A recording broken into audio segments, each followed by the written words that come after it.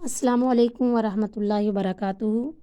آج کے سبق میں ہم سورۃ البقرہ کی آیت نمبر 181 اور 182 پڑھیں گے۔ اعوذ باللہ من الشیطان الرجیم، بسم اللہ الرحمن الرحیم۔ اللہ کے نام سے جو بخشش کرنے والا بڑا مہربان ہے۔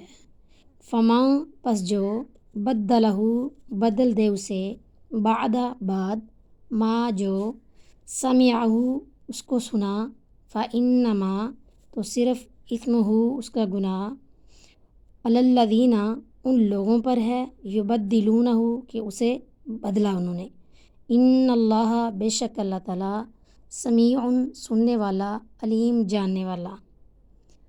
فماں پس جو کوئی خافا خوف کرے، من موصٍ وصیت سے، جنفاً اس کی طرفداری، او اثماً یا گناہ سے، فاصلہ پس صلح کرا دے وہ، بینہم درمیان ان کے، فلا پس نہیں ہے، اثما گناہ اس کا، علیہ اس پر، ان اللہ بے شک اللہ تعالیٰ، غفور بخشنے والا ہے، رحیم مہربان۔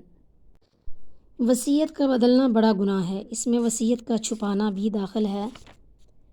جانفاً مائل ہونا، یعنی اگر کسی کی طرف دلی میلان کی وجہ سے وصیت میں اس کی نامناسب طرفداری ہو، او اثماً یا ناجائز کام کی وصیت ہو، مثلاً شراب پلانے کی، ناچ کرانے کی، کسی قبر پر چراغاں کرنے یا میلہ اور عرس کرانے کی، تو ایسی وصیت کو تبدیل کرنا ضروری ہے۔